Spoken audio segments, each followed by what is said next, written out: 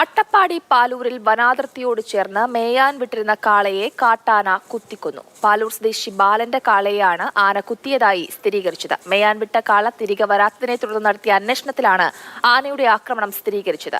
6 ആനകളുടെ കൂട്ടമാണ് ജനവാസ മേഖലയിൽ തമ്പടിച്ചിരിക്കുന്നത് എന്നാണ് നിഗമനം. കാള ചത്തത് ആനയുടെ ആക്രമണത്തിലെന്ന വനംവകുപ്പിന്റെ പരിശോധനയിലും തെളിഞ്ഞു. കൂടുതൽ വിവരങ്ങളുമായി ഗോകുൽ VS ചേർന്നുണ്ട്. ഗോകുൽ, എപ്പോഴാണ് ഈ കാളയെ ആന ആക്രമിച്ചത്? സ്ഥിരം ആന വരുന്ന പ്രദേശം തന്നെയാണോ ഇത്? ഇത് വനാതിർത്തിയോട് ചേർന്ന് കിടക്കുന്ന പ്രദേശമാണ്. സ്ഥിരം ആന വരുന്ന ഒരു സ്ഥലമാണ്. പാലൂർ ആനക്കട്ടിയൂരിൽ വനാതിർത്തിയോട് ചേർന്നാണ് ഈ കാള ഉണ്ടായിരുന്നത്. ഇതിനെയാണ് ആന കുത്തി കൊലപ്പെടുത്തിയത്. പാലൂർ സ്വദേശി ബാലന്റെ കാളയാണ് ആന കുത്തിക്കൊന്നത്. മേയാൻ വിട്ട കാള തിരികെ വരാതായതിനെ തുടർന്ന് ഇന്നലെ വൈകിട്ട് നടത്തിയ അന്വേഷണത്തിലാണ് ആനയുടെ ആക്രമണം അറിഞ്ഞത്. ആന കുറെ നേരം ഈ ജനവാസ മേഖലയോട് തമ്പടിച്ചിരിക്കുകയായിരുന്നു. പിന്നീട് അത് കാടുകളിലേക്ക് കയറിപ്പോയി.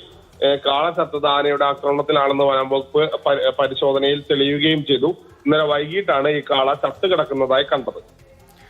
ഈ ആ പ്രദേശത്തെ ജനങ്ങളുടെ അവസ്ഥ നമുക്ക് ഊഹിക്കാവുന്നതാണ് ഗോകുൽ. കാരണം അവരുടെ നിത്യജീവിതത്തിന്റെ ഭാഗമാണ് ഈ പറഞ്ഞ പശുവും കാളയും ഒക്കെ. ഇപ്പോൾ ഇത്തരത്തിൽ ആക്രമണങ്ങൾ ഉണ്ടാകുമ്പോൾ അവർ വലിയൊരു പ്രതിസന്ധി തന്നെയല്ലേ നേരിടുന്നത്?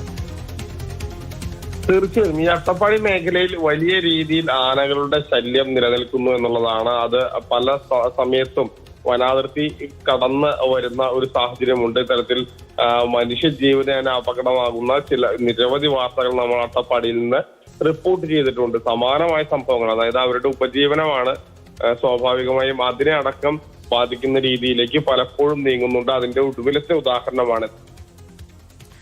ഗോകുൽ, 6 ആനകളുടെ കൂട്ടമാണ് ഇപ്പോൾ ജനവാസ മേഖലയിൽ തമ്പടിച്ചിരിക്കുന്നത് എന്നാണ് അറിയാൻ കഴിയുന്നത്. അപ്പോൾ ഈ ആനകളെ തുരത്താനുള്ള നടപടികൾ അധികൃതരുടെ ഭാഗത്തു നിന്ന് ഉണ്ടാകുന്നുണ്ടോ?